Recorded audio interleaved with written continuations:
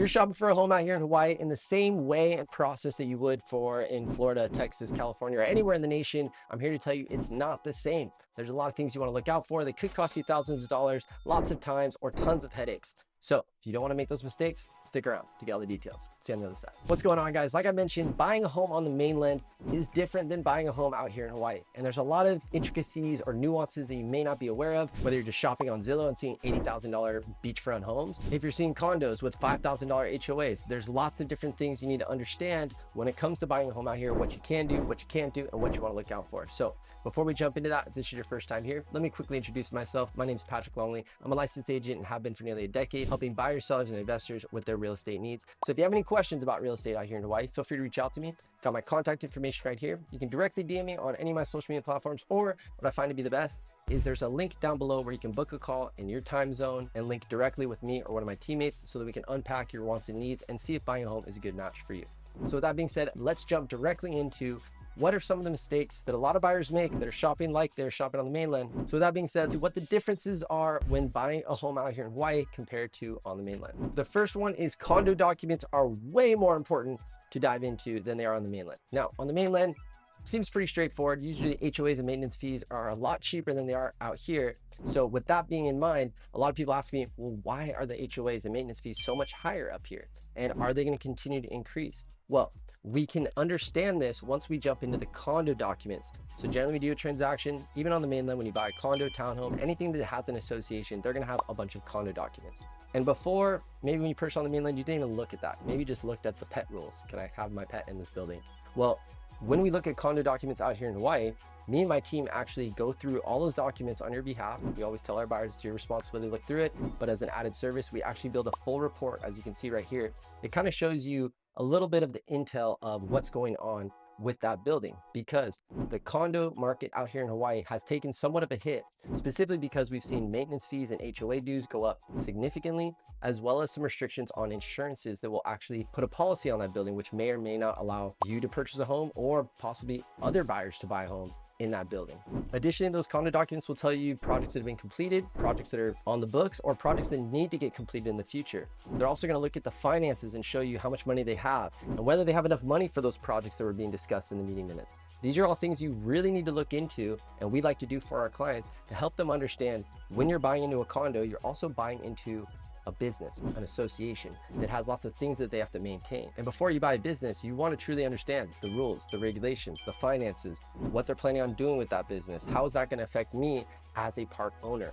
So the number one thing that you want to do differently that you probably don't do on the mainland is really dive into the condo documents and lean on your agent to help you read all those documents, because it can be hundreds of pages and a lot of numbers. Number two is leasehold versus fee simple. Now, I somewhat laugh about this because I probably get a call at least once a week from somebody who's interested in a property. It's got 2 bedrooms, ocean view, absolutely stunning for $80,000. And they're like, I'll buy it all cash. Well, I'll tell you right now that if it's anything under $250,000, it's most likely leasehold, which basically is a glorified renting. You own the unit, but you don't own the land. You're renting, or there's a lease on the land.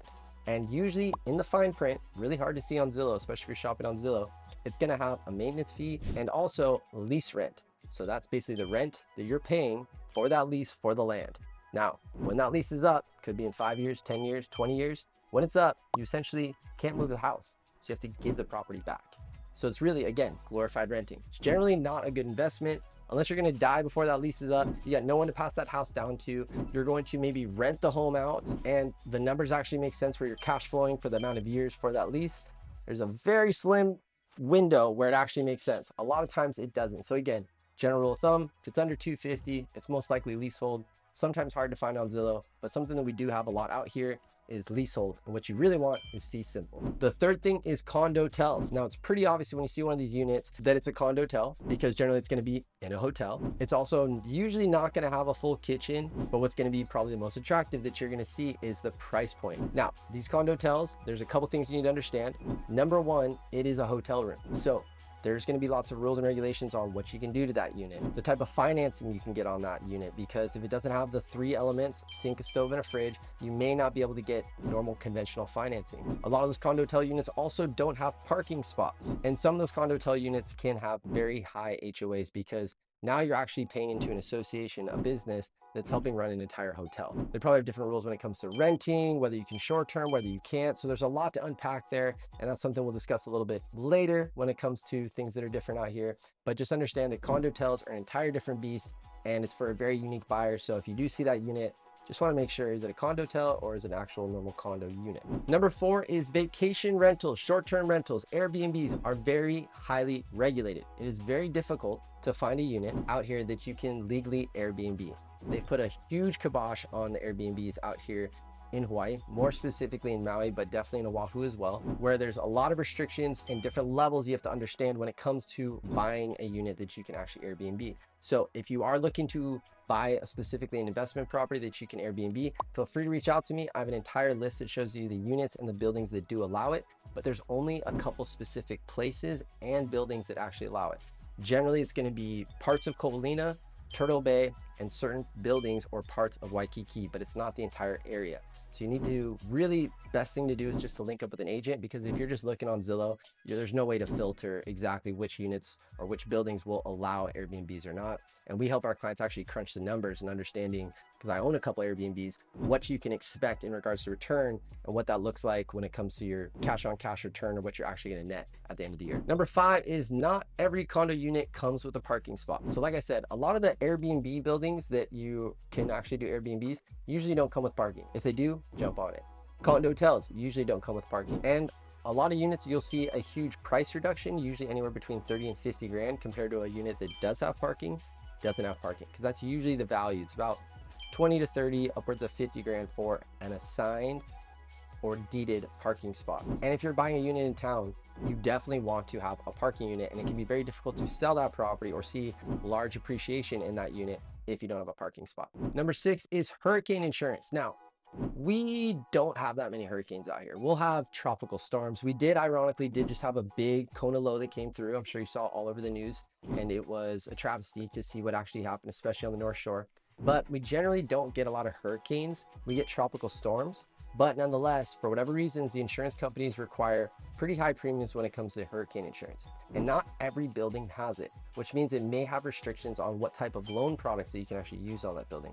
So again, going to the mainland, probably no issues depending on where you are. Maybe Florida, it's different, but let's say California or certain parts of the mainland, you probably don't have to worry too much about hurricane insurance or that even being a big issue. But out here in Hawaii, it is something you need to keep in mind as an extra cost. So just keep in mind the buildings may or may not have hurricane insurance, and or you may need to get a separate policy. And if you're buying a single family home, you definitely have to get a separate policy. Number 7 is VA loans. Now, if you've been on my channel, you know we work with a lot of service members. We do a lot of business when it comes to VA loans, so we understand it inside and out. But one thing that I've noticed coming from a family of real estate agents is that a lot of my family who's in California, who have dealt with VA loans, do not like them because of all the rules and restrictions when it comes to the 3 S's: safety, structural, and sanitary. These are the 3 rules that they are very strict on the mainland when it comes to a home and it being VA approved. What do I mean by that? That means that if you were to buy a home on the mainland with a VA loan, sometimes if a home is just slightly chipping on the outside, they may require the seller, not the buyer who's buying because they're not allowed to pay for it, to repaint the entire home. So a lot of times sellers on the mainland don't like to deal with VA loans because of these restrictions. But here in Hawaii, more specifically Oahu, because we have pretty much every installation you could possibly think of, and a lot of people buying properties out here are service members, they don't have as many restrictions. I've gone into homes that were completely questionably a tear down, and as long as there's no wires hanging out and there's actually carpet on the floor, even if it's super old, they will provide a VA loan. So they're way less restrictive when it comes to VA loans out here in Hawaii. Number 8 is saltwater is great, but it is brutal. Now, what do I mean by that? I mean that anything that you have outside, if you're close to the coast, which is pretty much 80% of this island, unless you're in the middle of the island, the saltwater will tear up not only the outside of the house, but also any metal things that you have. So that could be just your screen door, that could be your barbecue, it could be handles that you have. So just know that that salt water does tend to corrode things around the home. That is just part of living by the beach. It is just a way of life, but something to keep in mind. Number 9 is Hawaii homes are built differently. So you might be shopping in Kailua and see the price tag, which can be pretty high, and it's like a little sugar shack. It's single wall construction. All the electrical is essentially encapsulated on the outside. You'll see the foundation is lifted up and on posts and piers, and it literally looks like a sugar shack. And what you'll also see, and this is a big difference, is that we generally have a couple things that are different. For example, really hard to find garages unless you're on certain parts of the island that maybe have newer construction. Generally, they're going to be carports that look kind of like this. You have a lot of homes, especially ones in like Kailua, Kaneohe, or anything built in like the 40s, 50s, 60s, even the 70s, they're going to have Jalousie windows. Those are going to be like the glass or vinyl slats so let wind blow through. And also what you'll notice is that we don't have a lot of HVAC. Usually you're going to have a window AC unit or split AC, which is actually better, especially out here because the electricity out here can be pretty pricey. Additionally, laundry is usually going to be outside of the unit. And again, keep in mind that salt can tear those things up. So they usually only have a couple of years that they'll actually last. And if you're buying a condo, you'll see that laundry is usually going to be in weird spots. Usually wherever it was closest to get plumbing, you'll see it sometimes in the kitchen, or you'll see it near the bathroom or just outside the bathroom, sometimes even in the bathroom. So these are just a couple things that are a little different out here than they are on the mainland. Number 10 is not the entire island has the exact same weather. Yes, it is beautiful out here pretty much 350 days out of the year. Usually maybe a little bit of rain comes and goes, but every part of the island, as you can see on this map right here, there's a different kind of heat map. You'll see that depending on whether you're on the west side versus the east side, whether you're in the middle of the island, you're going to get different levels of rain, different levels of actually temperature, different types of winds coming through. For example, if you're on the east side, you're on the windward side, you're gonna get nice breezes. If you're in Mililani, or even if you're in Kaneohe, closer to the Ko'olau Mountains or that mountain range, you get a little bit more rain, a little bit more greenery. If you're on the plains of Ewa Beach, it's gonna be really warm. And these places are all only 30, 45 minutes away, or even Kailua to Kaneohe, 15, 20 minutes and completely different weather. So it's really important to understand the different weather patterns for where you're actually going to be buying a home. So just link yourself up with an agent who can kind of educate you on the different areas. Number 11 is flight paths matter. So we're on an island, planes are flying in every single day, but there's a certain path that they take. And generally it's going to be over the Ewa or Kapolei area. So there's going to be certain neighborhoods within Ewa or Kapolei that might be more directly in that flight path, maybe get a little bit more flight path noise, and know that that's happening pretty much every 10 minutes. With that being said, a lot of these homes are double wall construction. They're built with the insulation to keep the sound out of the home. But if it's something that's going to bother you, whether you're outside with your kids, barbecuing, you don't like hearing a plane fly over, or maybe even see a plane fly over, that is something you want to keep in mind. Number 12 is Hawaiian homelands. Now, similar to kind of leasehold properties, you'll see these properties that are super cheap, single family homes, usually more on the west side, but there are a couple that are specifically for Hawaiian blooded residents, meaning that you have to have Hawaiian blood to actually buy these homes. Now, the first thing that will probably attract you to that property is the price point, and similar to leasehold, because of these restrictions, they're usually gonna have a lower price point. So just make sure if you see something that's too good to be true, look at the fine print. Number 13 is termites are normal. We are in the tropics. It's a fair amount of bugs out here, but nothing too crazy. But termites are something that's normal. Now, in every single transaction, you will be forced to get, if you're buying with the conventional or even a VA loan, you generally have to get a termite inspection. Now, it's not out of the ordinary that you do a termite inspection and they find termites, because it's going to be, depending on how you write up the contract, generally the seller's responsibility to get it remedied. And that could be in the format of just spot treatment, maybe 60 to 80 bucks per square, or completely tenting the place. Now, termites, again, are a way of life. It's nothing to be too scared about unless it's something of structural concern.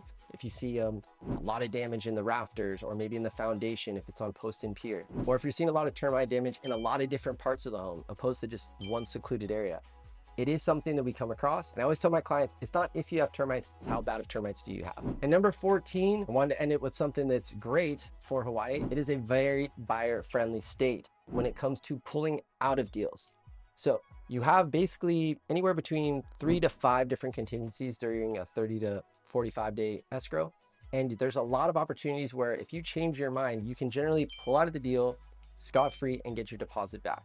Unless you draft it up and it's very competitive and you say it's a non-refundable deposit, a lot of times you can pull out of a deal if you change your mind, if life changes, even if you don't really have a really good reason. There's usually a way we can get our clients to get out of the deal. You don't have to worry too much about losing your deposit. So that is pretty much it in a nutshell. If you guys have any other questions when it comes to buying property out here in Hawaii, or anything when it comes to real estate, feel free to reach out to me. I got my contact information right here. You can directly DM me on any of my social media platforms, or again, what I find to be the best is book a call with me or one of my partners in your time zone on your day of preference, so that we can actually dive into your wants and needs and see if buying a home out here is the best suit, and seeing if buying a home out here best suits you. So with that being said, I'm Patrick with Team Roger That. Hope you have a beautiful day. I'll talk to you soon. Aloha.